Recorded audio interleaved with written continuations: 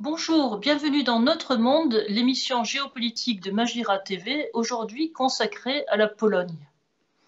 En ce mois de décembre 2020, la Pologne, pays d'Europe centrale de 38 millions d'habitants, fait parler d'elle dans les médias européens, presque exclusivement sur des sujets de société qui divisent, et bien sûr sur le projet de budget de l'Union européenne, dont elle est membre depuis 2004. Très peu de place est laissée à l'analyse du positionnement géostratégique de la Pologne, alors que le pays, entré dans l'OTAN en 1999, se situe plus que jamais sur une ligne de faille qui longe sur son flanc est l'exclave russe de Kaliningrad, la Biélorussie du président autocratique Alexandre Loukachenko et l'Ukraine amputée de la Crimée et dont l'intégrité territoriale est toujours menacée par les séparatistes pro-russes des républiques autoproclamées du Donbass. En d'autres termes, la Pologne se situe à l'avant-poste de la paix froide qui caractérise les relations entre la communauté euro-atlantique d'une part et la Russie d'autre part. Alors que nous nous apprêtons à commémorer en 2021 le trentenaire de la chute de l'Union soviétique en 1991, il semble qu'un nouveau rideau de fer soit descendu sur l'Europe. L'ancien rideau de fer, auquel faisait référence Churchill dans un célèbre discours en 1946, s'étendait du nord au sud du continent européen, de Stettin en Pologne à Trieste sur l'Adriatique. Avec l'intégration de nouveaux États dans l'Union européenne et dans l'OTAN, le rideau de fer a reculé vers l'Est, il a reculé vers les frontières occidentales de la Russie, de la Biélorussie et de l'Ukraine. Pour les États situés sur cette nouvelle ligne de faille, la préoccupation majeure est liée aux interrogations sécuritaires concernant les velléités expansionnistes de la Russie. C'est pourquoi, en juillet 2017, lors de son voyage à Varsovie, Donald Trump s'est trouvé acclamé par la foule polonaise lorsqu'il a déclaré dans un discours historique « Aujourd'hui, comme toujours, la Pologne est dans notre cœur et son peuple est dans ce combat. Tout comme la Pologne a résisté, je déclare aujourd'hui au monde que l'Occident ne sera jamais brisé et que nos valeurs prévaudront, que notre peuple prospérera et que notre civilisation occidentale triomphera. » La Pologne occupe en effet une place de choix dans la vision stratégique américaine. On le voit depuis des années avec le débat sur la défense antimissile américaine en Europe. On le voit également avec le projet des États-Unis de redéployer en Pologne une partie des troupes américaines qui étaient stationnées en Allemagne. Les États-Unis maintiennent actuellement environ 4000 soldats en Pologne. Un tel déploiement a commencé après l'annexion de la Crimée par Moscou en 2014. On a même évoqué un projet de Fort Trump, un projet de base américaine permanente établie sur le territoire polonais. Au vu de la menace grandissante ressentie en Europe centrale et orientale par l'activisme de la Russie, ce positionnement géostratégique américain a bien sûr vocation à perdurer avec la nouvelle administration Biden. De plus, il faut souligner qu'aux États-Unis vit une diaspora polonaise de près de 10 millions de personnes dont le vote est très convoité par les partis politiques américains. Notre invité aujourd'hui est Alexandre Massot, spécialiste français de l'Europe centrale et orientale. Il va nous livrer sa vision du rapport de la Pologne à la communauté euro-atlantique d'une part et à la Russie d'autre part.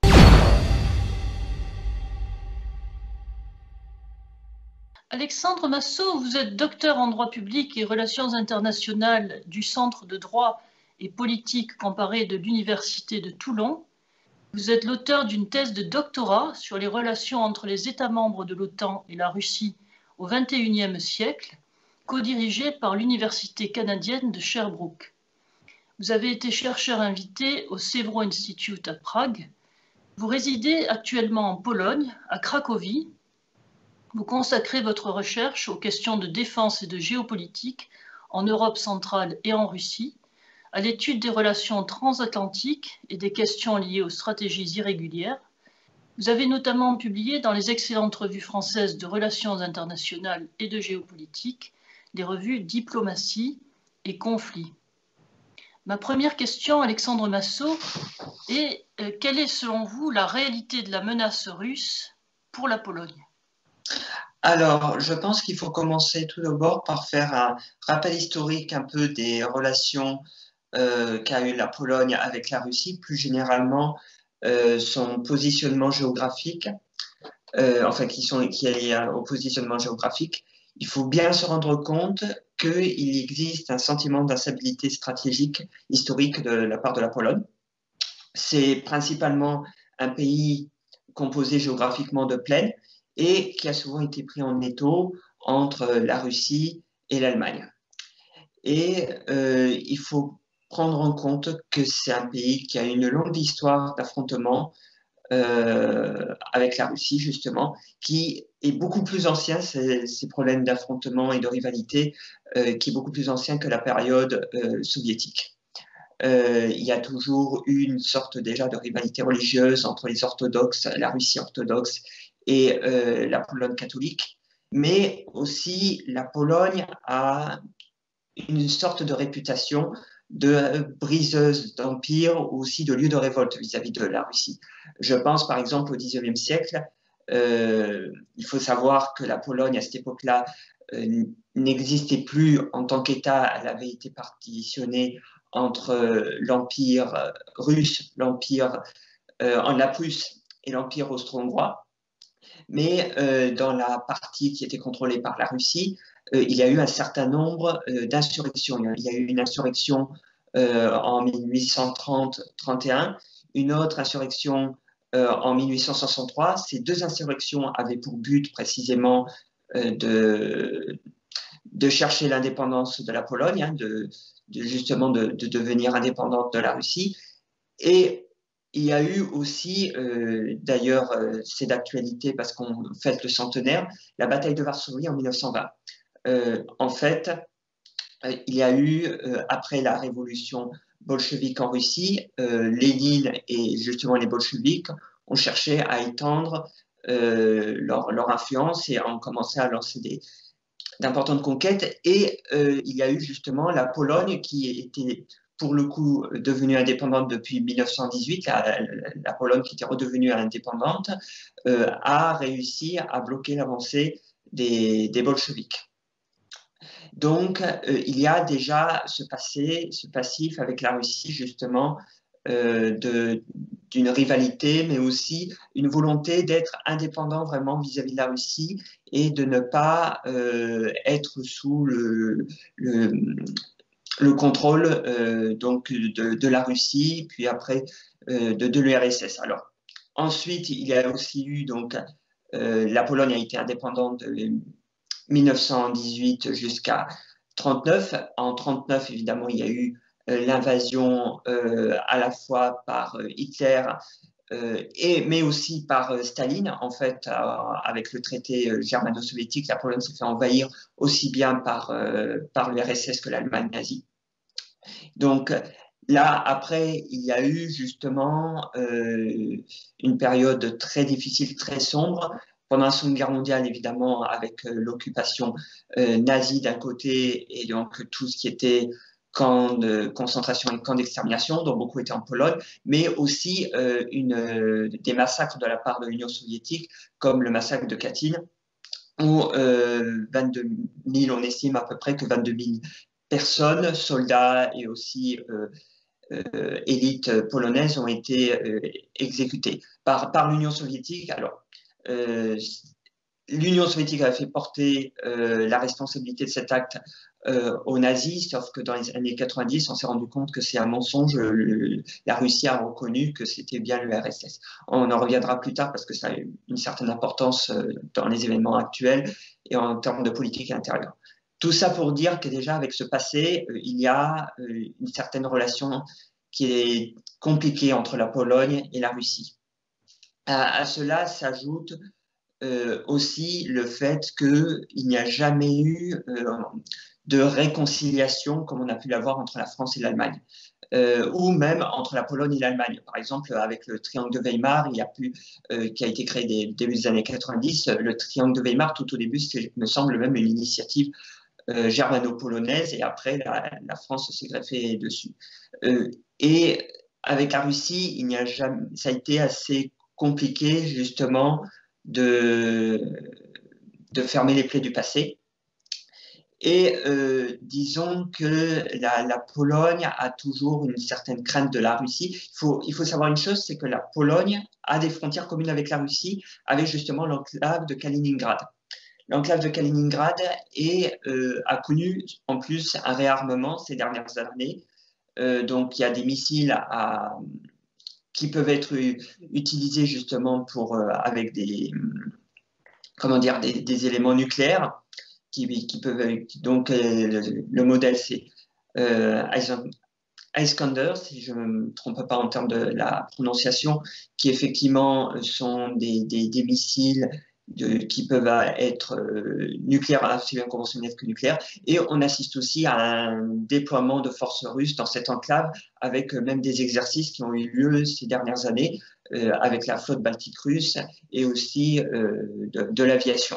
Donc, ça, à l'heure actuelle, c'est effectivement l'une des principales craintes pour la Pologne, c'est que justement, ils sont frontaliers avec la Russie, qui a une enclave qui est bien armée, qui les inquiète. Et il y a aussi justement la vision qui a été...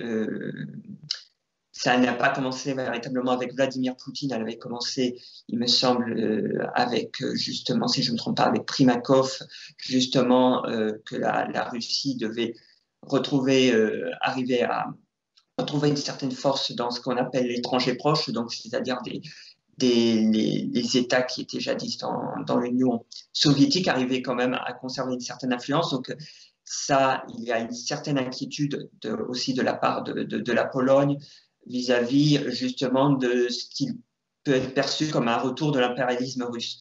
Donc, c'est principalement les éléments les principaux éléments d'inquiétude de la part de la Russie qui considèrent effectivement qu'il y aurait une menace russe. Il y a eu à certains moments des tentatives de rapprochement entre la Pologne et la Russie, plus précisément à l'époque où il y a eu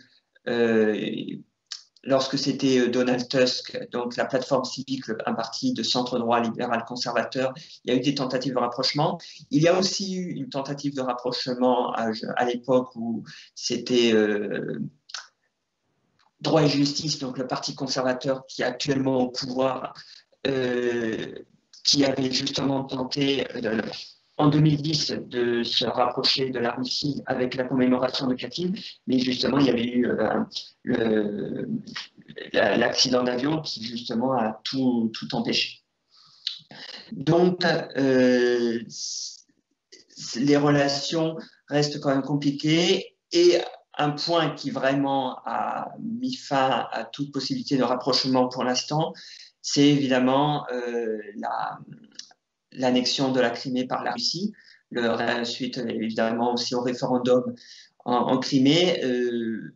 On en reparlera, mais l'Ukraine a une grande importance stratégique pour la Pologne, et donc l'activisme russe en Ukraine, et plus particulièrement dans le Donbass et Crimée, effectivement, ça renforce un sentiment de menace pour la Pologne. Bien sûr. Merci pour cet éclairage sur la vision stratégique polonaise. Et dans ce cadre-là, quelles initiatives politiques ont été mises en place par la Pologne pour s'opposer à la Russie en Europe centrale et orientale? Alors, il y a eu un certain nombre d'initiatives qui ont été faites depuis le retour du parti Droit et Justice au pouvoir, donc en 2015 ou 2015, j'ai un doute. En fait, il faut se rendre compte d'une chose, c'est que jadis, la Pologne a été une puissance régionale en Europe centrale. Il y avait ce qu'on appelle la République des deux nations, ou l'union Pologne-Lituanie. Ça désigne le même territoire. Ça a été en fait un territoire qui s'étendait globalement. Il y avait la Pologne, la Lituanie, une bonne partie de l'Ukraine, la Biélorussie et même une petite partie de la Russie. Donc, c'était autour du XVIIe siècle précisément où il y a eu où ce territoire a beaucoup fluctué en termes de taille, mais c'est globalement au XVIIe siècle qu'il a eu une certaine importance. Donc, ça a vraiment été une puissance régionale qui vraiment s'étendait dans l'Europe centrale et qui d'ailleurs dominait l'Europe centrale et l'Europe de l'Est à cette époque. La Russie a commencé un peu à se réveiller, mais il me semble qu'il y avait un certain nombre de problèmes internes en Russie. Il y avait toujours les problèmes justement avec la Horde d'or, et il me semble qu'il y avait toujours un peu la Russie commençait à prendre justement de l'essor à cette époque-là, mais elle était assez faible. Donc la Pologne a pu prendre une certaine force en Europe centrale. Il y a il y a eu une volonté après la fin de la Première Guerre mondiale de justement retrouver cette influence. Quand la Pologne est redevenue indépendante en 1918, il y a eu cette volonté de retrouver l'influence. C'est ce qu'on appelle le projet d'Intermarium, donc entre les mers, parce qu'en fait, ce territoire qui a un peu une certaine nostalgie de cette union Pologne-Lituanie était globalement entre la mer Baltique, mais était quasiment frontalière à la mer Noire, voire à la mer Adriatique. Donc, il y avait un peu cette idée de refaire une sorte de grand espace en Europe centrale, contrôlé par les Polonais, au moins en termes d'influence. Et il y a eu donc un peu cette sorte de projet qui, après la fin de la Première Guerre mondiale, justement, un peu de retrouver une sorte de zone d'influence qui faisait référence à la République des deux nations. Le Parti conservateur actuellement au pouvoir cultive aussi cette nostalgie, justement il y a deux raisons. Non seulement pour essayer peut-être de faire face à la Russie, pour faire une zone d'influence face à la Russie, et en même temps aussi avoir plus d'influence au sein de l'Union européenne. Et il y a vraiment ce double enjeu de peser aussi bien face à la Russie et aussi face à l'Europe de l'Ouest. Donc, il y a eu deux initiatives principalement qui ont été mises en place. L'initiative des trois mers, donc comme son nom l'indique, trois mers, donc Baltique, Adriatique et la mer Noire, qui est avant tout un projet économique, pour ne pas dire même énergétique, qui est un projet vis-à-vis justement de développer des projets communs en termes d'énergie. Le but étant de réduire la dépendance vis-à-vis de la Russie, principalement en trouvant d'autres sources d'approvisionnement en termes de gaz, voire de pétrole. Et ça se combine précisément avec le fait que la Pologne actuellement est en train de chercher une certaine indépendance vis-à-vis, par exemple, de Gazprom, donc le fournisseur étatique, l'entreprise d'État liée à la Russie, et justement à bifurquer vers un approvisionnement venant principalement de Norvège. Donc, l'initiative des trois mers, c'est justement créer un axe en termes d'énergie, justement pour moins dépendre de la Russie, mais en même temps de gagner en influence vis-à-vis des pays d'Europe centrale, parce qu'il y a un certain nombre d'États qui en font partie. Déjà, il y a tous les pays du groupe de Visegrad. Donc, le groupe de Visegrad, c'est Pologne, République tchèque, Slovaquie, Hongrie. C'est un groupe qui s'était créé début des années 90 justement pour peser un peu dans les relations internationales. Ils ont du mal à se mettre d'accord sur la plupart des éléments, à part le fait qu'ils sont tous très liés à l'OTAN et ils se sont fait aussi, ils ont été mis en avant ces derniers temps justement pour le refus d'accueillir, enfin le refus des quotas des migrants. Mais globalement, cette initiative qui avait été créée dans les années 90, le groupe de Visegrad n'a pas tellement marché. Donc la Pologne a en quelque sorte relancé l'initiative des trois mers et en plus on trouve d'autres pays dans cette initiative. Il me semble que la Roumanie en fait partie. Donc, il y a déjà cette initiative. Mais là, en 2020, il y a une nouvelle initiative qui a été lancée, le Triangle de Lublin. Donc, Lublin, c'est une ville en Pologne, dans l'est de la Pologne. Et le triangle de Lublin, c'est Pologne, Lituanie, Ukraine. Et comme je l'ai dit, ça correspond pas mal, si on enlève la Biélorussie, à ce qu'était la République des deux nations.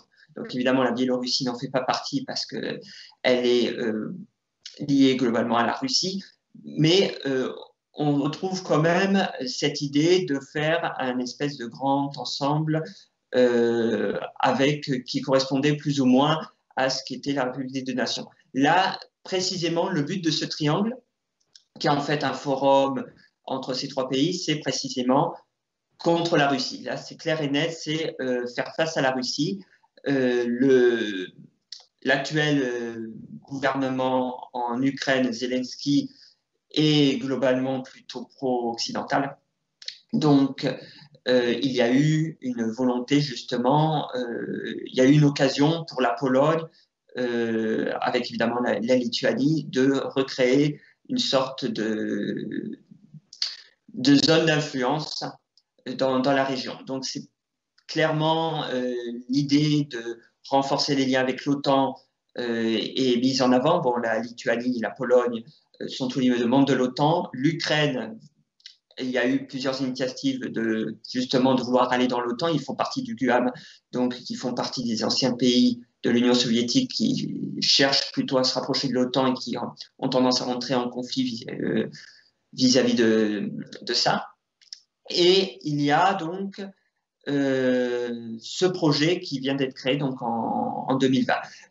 D'ailleurs, le lien avec la République des deux nations est d'autant plus visible que Lublin, la République des deux nations a été créée à Lublin aussi. Donc le choix de la ville pour créer ce triangle n'est pas du tout un hasard. C'est vraiment une référence directe à la République des deux nations, donc à l'Union Pologne-Lituanie. Donc on voit justement là un projet, donc il va falloir voir comment va évoluer cette situation. Enfin, je veux dire, quels vont être les éléments concrets qui vont en déboucher. Parce que, par exemple, l'initiative des trois maires, ça reste assez peu développé pour l'instant, même si le gouvernement polonais le met en avant. Il y a par contre l'avantage, l'initiative des trois maires, que ce projet a été soutenu par les Américains. Et quand je dis Américains, c'est de manière bipartisane, c'est-à-dire le président Obama comme le président Trump ont tous les deux soutenu cette initiative. Donc, à voir comment ça va se développer, mais c'est aussi montrer que la Pologne est capable de créer des liens et renforcer son influence en Europe centrale. Les résultats concrets sont pour l'instant encore un peu à démontrer. Mais je pense que le triangle de Lublin présente quelque chose d'intéressant dans le sens où, contrairement à l'initiative des trois maires, où il me semble que ce ne sont que des États de l'Union européenne, le triangle de Lublin, il y a quand même l'Ukraine. Et de toute façon, la Pologne avait suivi de très près ce qui s'était passé justement avec l'Euromédène. Donc, il y a réellement un véritable intérêt, qu'on pourrait limite qualifier d'intérêt national pour la Pologne en Ukraine, qui évidemment est un point de divergence avec la Russie, un point de friction avec la Russie. Et justement, dans ce contexte géostratégique complexe, quel est l'état des relations entre la Pologne et les États-Unis et comment ces relations vont-elles évoluer avec la nouvelle administration Biden, selon vous? Alors, il y a toujours eu un soutien bipartisan de la part des Américains vis-à-vis de la Pologne. Il y a en fait, aussi bien du côté de la Pologne que des États-Unis, les deux principales formations de chaque pays, donc Parti démocrate, Parti républicain pour les États-Unis et plateforme civique et droit et justice en Pologne, sont tous les deux partisans de fortes relations entre eux. Cela vient, je pense, en partie du fait que les États-Unis ont eu un rôle assez actif dans la chute de l'URSS, qu'il y a aussi cette perception que les États-Unis peuvent être plus fiables que les Européens, parce qu'il ne faut pas oublier que l'Europe de l'Ouest, il y a l'Allemagne, donc qui a été un ennemi, un envahisseur au XXe siècle, donc il y a une certaine méfiance de ce côté-là, et la France, qui a un allié, qui a été un allié traditionnel vis-à-vis de la Pologne. Il ne faut pas oublier qu'il y a eu justement le duché de Varsovie sous Napoléon. L'hymne national polonais fait toujours référence à la France d'ailleurs. Et la France était alliée à la Pologne dans les années 30. La France, il y a une perception en Pologne que la France les a abandonnés en 1939. Donc il y a toujours cette sorte de méfiance vis-à- qui de l'Europe occidentale. Et de l'autre côté, donc les États-Unis qui ont été le principal adversaire de l'URSS, qui ont été le pays qui les a contrôlés jusqu'au début des années 90. Et il y a une plus grande confiance vis-à-vis des États-Unis. Et je dirais qu'il y a une certaine préférence peut-être en Pologne vis-à-vis du Parti républicain, car plus interventionniste. Comme je l'ai dit au début, il y a une incertitude stratégique en Pologne. Ils ont besoin d'être rassurés d'un point de vue militaire. Donc, les néoconservateurs en Pologne ont été bien perçus, contrairement au reste de l'Europe. Sans compter qu'il y avait eu aussi justement le secrétaire de la Défense sous Bush Junior, Donald Rumsfeld, qui avait parlé de nouvelle Europe contre l'ancienne Europe, donc nouvelle Europe qui était justement été vue de manière positive par l'administration américaine, face à l'ancienne Europe qui était vue justement comme quelque sorte du passé. C'était à l'époque de la guerre en Irak. Il y avait justement le fait que l'Allemagne et la France étaient contre la guerre en Irak, là où la Pologne a soutenu les Américains justement dans ce conflit. Il y a eu en plus le déploiement d'un bouclier antimissile initié sous Bush Junior en Pologne, qui là aussi a renforcé les liens. Néanmoins, les relations sous la présidence Obama, donc Obama et avec comme vice-président Biden, il faut le rappeler, ont été tout à fait correctes et même positives. Il y a un point, ceci dit, que les Polonais ont reproché aux États-Unis à cette époque-là, c'est leur retrait. Obama a une attitude de plus de retrait vis-à-vis, évidemment, a eu une politique de retrait en relations internationales comparée évidemment au président Bush Junior. Et évidemment, pour la Pologne, il y a eu une certaine crainte. Il y a eu aussi des reproches comme quoi ils n'ont pas été assez actifs quand la Russie est intervenue en Ukraine, et même avant le reset vis-à-vis de la Russie qui a été initié par Obama et par Hillary Clinton, qui était secrétaire d'État à l'époque, n'a pas toujours été le mieux perçu.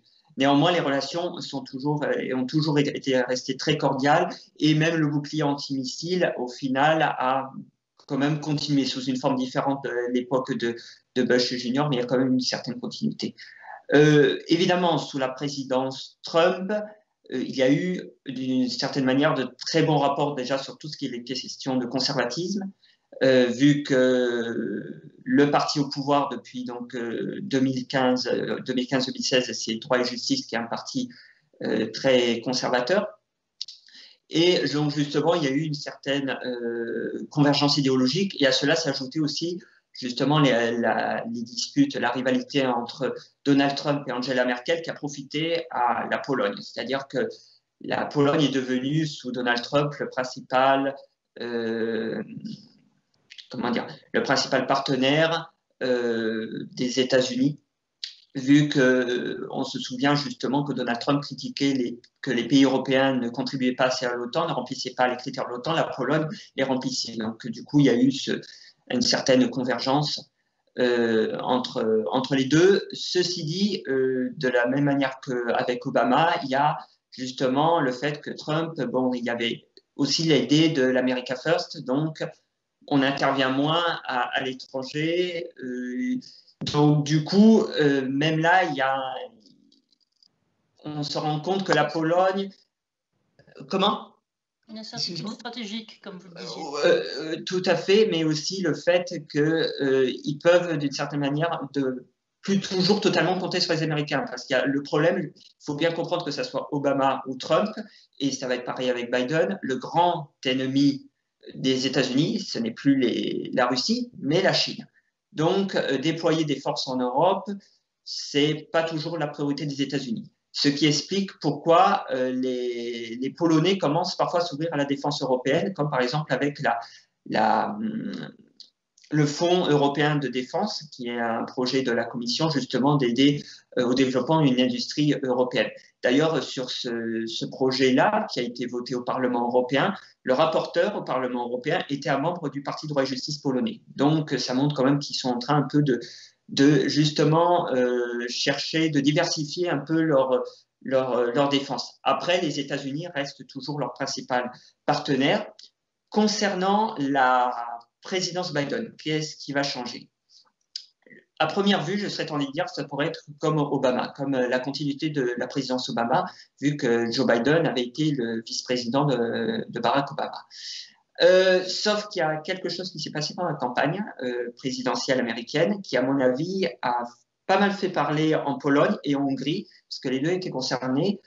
Biden a déclaré dans un débat que la Pologne était un État totalitaire au même titre que la Biélorussie. Alors, il faut remettre les choses dans le contexte. En fait, il a attaqué la politique étrangère de Donald Trump et du coup, la Pologne s'est pris en quelque sorte une sorte de tir perdu de la part de Biden qui visait Trump.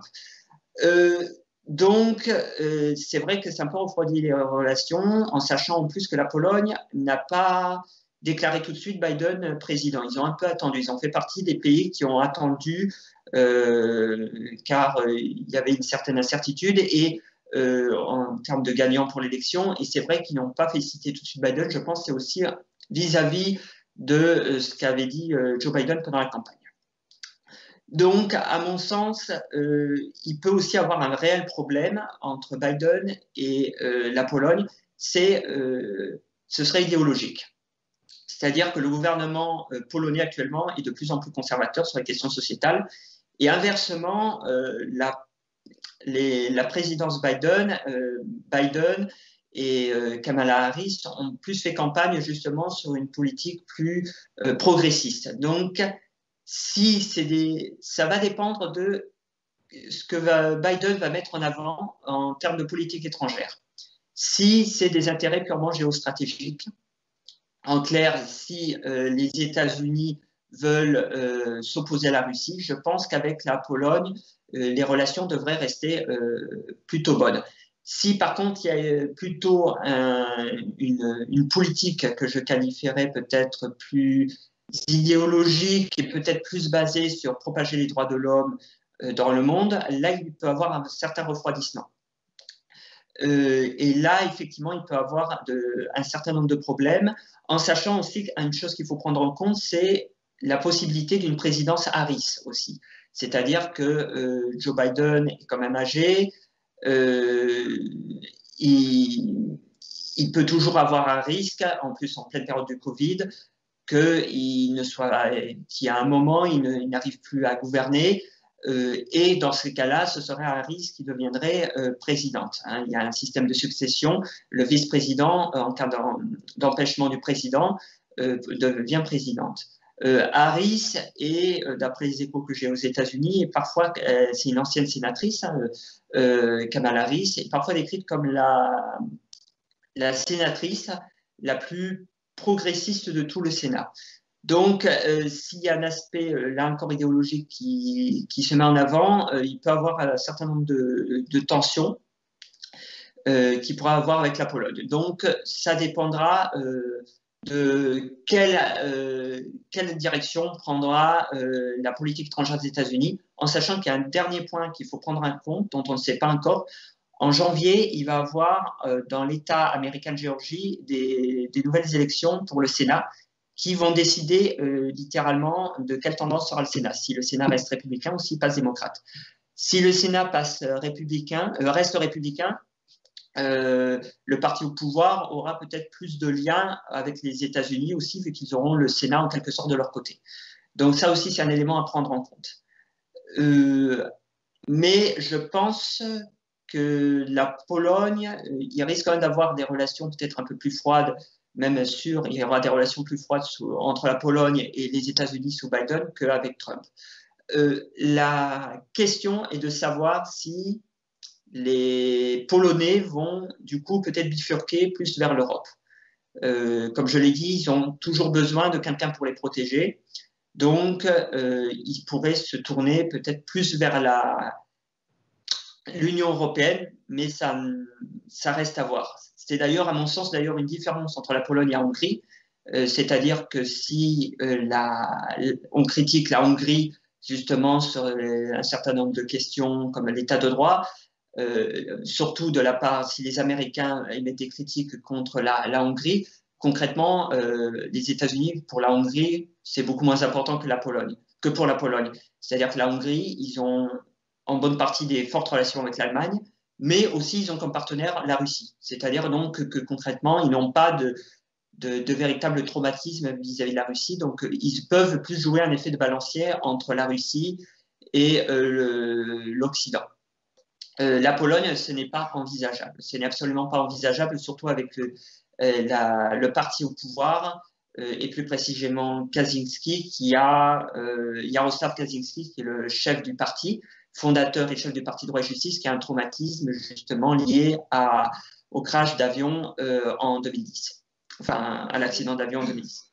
Voilà, je voulais justement vous interroger sur sur le traumatisme qui a été causé par l'accident d'avion de Smolensk, qui a décimé en fait l'élite dirigeante polonaise en 2010 lors d'un voyage présidentiel polonais en vue des commémorations des massacres de Katyn en Russie. Donc, à mon sens, ils ne se sont jamais totalement remis. Il faut expliquer une chose, en fait. C'est le parti au pouvoir, donc Droit et Justice, a été fondé par deux frères jumeaux, Lech et Jarosław Kaczyński. Donc, ce qu'il faut savoir, c'est que en 2010, Lech Kaczyński était président de la République et le gouvernement de l'époque était gouverné par l'opposition, donc la plateforme civique. Jarosław Kaczyński, donc leur frère jumeau, avait été Premier ministre jusqu'en 2007. Donc, pendant une période, il y a eu le président, les frères jumeaux avaient les deux têtes de l'exécutif. Mais en 2010, il y avait juste Lech Kaczyński qui était au pouvoir en tant que président. Et c'est vraiment ces deux frères jumeaux qui gouvernent le parti, qui ont vraiment toute autorité sur le parti, même quand c'est quelqu'un d'autre qui représente. Ce qu'il faut savoir, c'est que donc quand Lech Kaczyński est mort, ça a été un véritable traumatisme pour Jarosław. C'est-à-dire que dans ces, vous savez peut-être, mais les frères jumeaux, il y a vraiment des liens très forts entre les frères jumeaux. Donc c'est quasiment comme si c'était une partie de lui-même qui était morte, quoi, pour Jarosław Kaczyński. Et ça explique, à mon sens, même une partie de la radicalisation de la politique qu'il y a en Pologne actuellement, depuis le retour au pouvoir de Droit et Justice, parce qu'en fait, le parti Droit et Justice est revenu au pouvoir, mais Jarosław Kaczyński n'a pas eu un mandat directement, c'est-à-dire que ça a été Andrzej Duda qui est le président, et ça a été un certain nombre de ministres de Droit et Justice qui ont occupé, les premiers ministres, ce n'est pas Jarosław Kaczyński comme c'était le cas dans les années 2000, enfin 2006. Il a retrouvé un poste de vice-premier ministre en 2020, ceci dit, il revient sur le devant de la scène actuellement. Mais tout ça pour dire qu'on dit que depuis que Droit et Justice est revenu, c'est lui qui gouverne par derrière, vu que c'est le fondateur.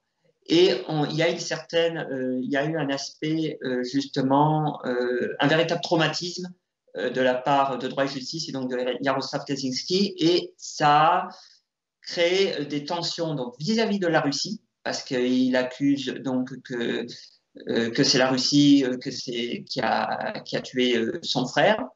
Il accuse aussi l'opposition, parce que c'était eux qui avaient le pouvoir, dont précisément Donald Tusk, qui était donc le chef de Plateforme Civique. Et qui en plus... Oui, oui, Alexandre Masseau, est-ce que vous pouvez nous rappeler rapidement les circonstances du crash d'avion, de l'avion présidentiel? Oui, donc c'était, de ce que j'avais vu, donc c'était l'avion allait faire une commémoration à Katyn, aller justement pour faire des commémorations à Katyn, et il y a eu justement un accident. Et en fait, à l'heure actuelle, il y a toujours des débats en Pologne. C'est-à-dire qu'il y avait eu un accord, il y avait eu des enquêtes qui ont été faites juste après l'accident, qui ont été menées, qui ont été menées.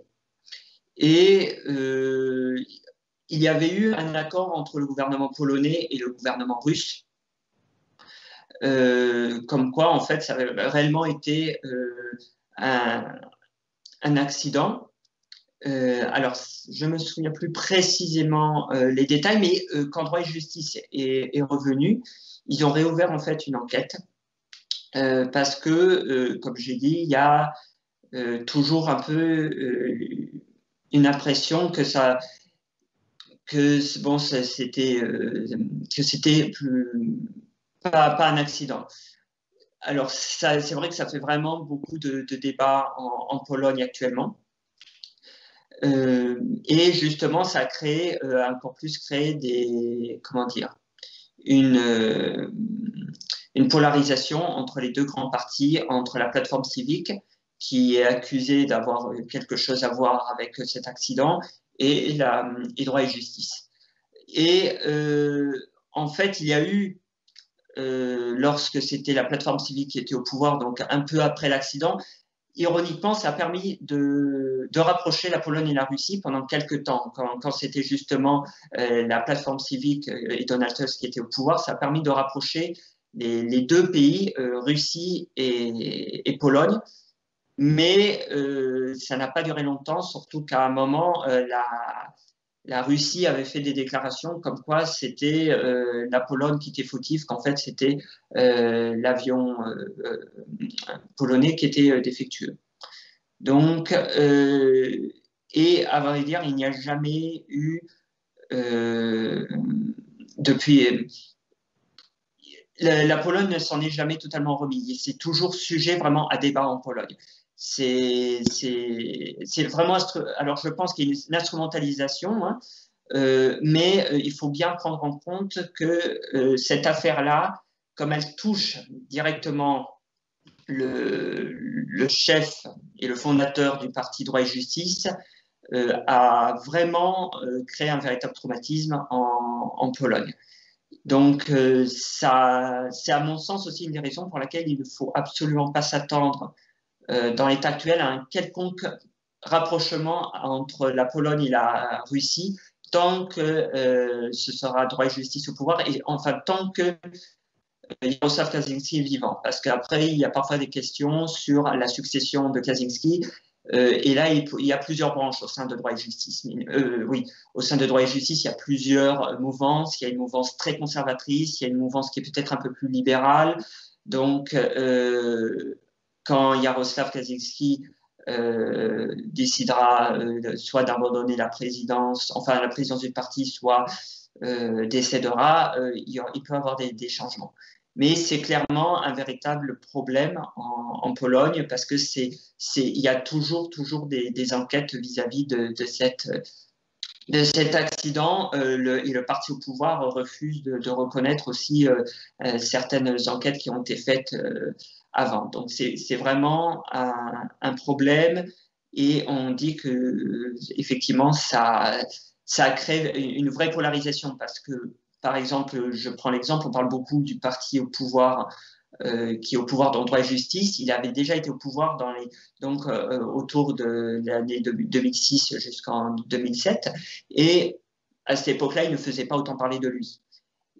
En fait, ce qui s'est passé, c'est qu'il y a réellement cette polarisation qui a mené justement un climat de plus en plus dur, qui fait désormais que le parti actuel se sent parfois plus menacé, aussi bien par la Russie que par parfois aussi l'Union européenne. Parce qu'il ne faut pas oublier, donc c'est précisément Donald Tusk que le parti droit et justice a dans le collimateur pour cette affaire-là. Et Donald Tusk a après été président du Conseil européen, si je ne me trompe pas dans le nom de l'organe, donc maintenant la place est occupée par Charles Michel. Et maintenant, Donald Tusk occupe aussi la place il est le président donc, du Parti populaire européen qui regroupe les partis de centre-droite où il y a la CDU. Donc il y a toujours un peu Donald Tusk ayant une certaine influence au sein de l'Union européenne et mine de rien aussi en Pologne, il y a aussi toujours un peu une certaine comment dire, une confrontation entre justement Jarosław Kaczynski et Donald Tusk. Il y a vraiment une sorte de confrontation entre les deux. Et c'est principalement lié justement au fait qu'il avait été, comment dire, il avait été Premier ministre au moment de cet accident. Eh bien, écoutez, Alexandre Massot, un grand merci pour ce panorama de la vision stratégique polonaise. Et il faut espérer que les questions sociétales et idéologiques n'obscurcissent pas oui. Le jugement des Occidentaux en matière géostratégique. Oui. Il faut trouver des voies nouvelles dans notre relation Russie-Occident. Il faut... Merci encore. Merci beaucoup.